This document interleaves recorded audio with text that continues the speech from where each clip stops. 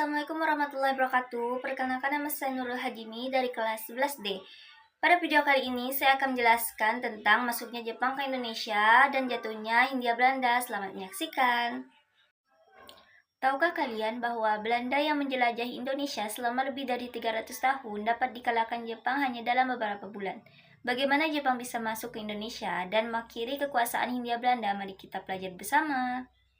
Perang Asia Pasifik berlangsung pada tahun 1937 hingga 1945 dan melibatkan Jepang melawan negara-negara sekutu seperti Amerika Serikat, Inggris, Belanda, dan Amerika. Untuk menghadapi Jepang, Amerika Serikat membentuk ABDACOM pada tahun 1942. Saat itu, Jepang mengalami kesulitan memperoleh minyak karena Amerika Serikat menerapkan embargo minyak. Padahal, minyak sangat dibutuhkan Jepang untuk menjalankan industri dan kebutuhan perang. Oleh karena itu, Jepang berusaha menguasai wilayah-wilayah kaya minyak di Asia Tenggara, termasuk Indonesia yang masih dikuasai Hindia Belanda. Pada tanggal 7 Desember 1941, Jepang menyerang pangkalan Angkatan Laut Amerika Serikat di Pearl Harbor, Hawaii. Serangan ini menjadi awal mulanya Perang Asia Pasifik. Setelah menyerang Pearl Harbor, Jepang mulai memperluas kekuasaannya ke Asia Tenggara.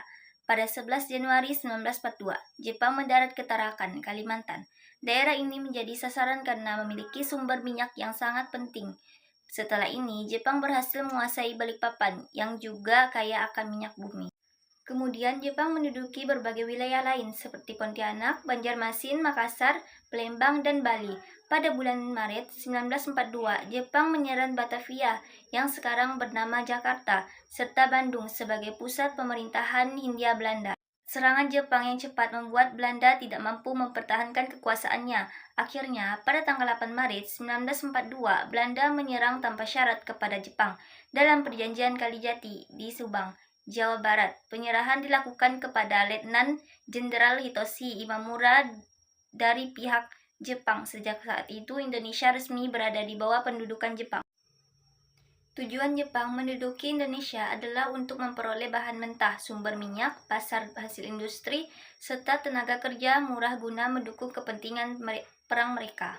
Demikian penjelasan mengenai masuknya Jepang ke Indonesia dan menjatuhnya Hindia Belanda. Peristiwa ini menjadi awal berakhirnya kekuasaan Belanda dan mulainya masa pendudukan Jepang di Indonesia.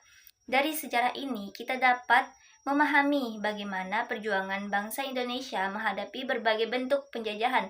Terima kasih sudah menonton.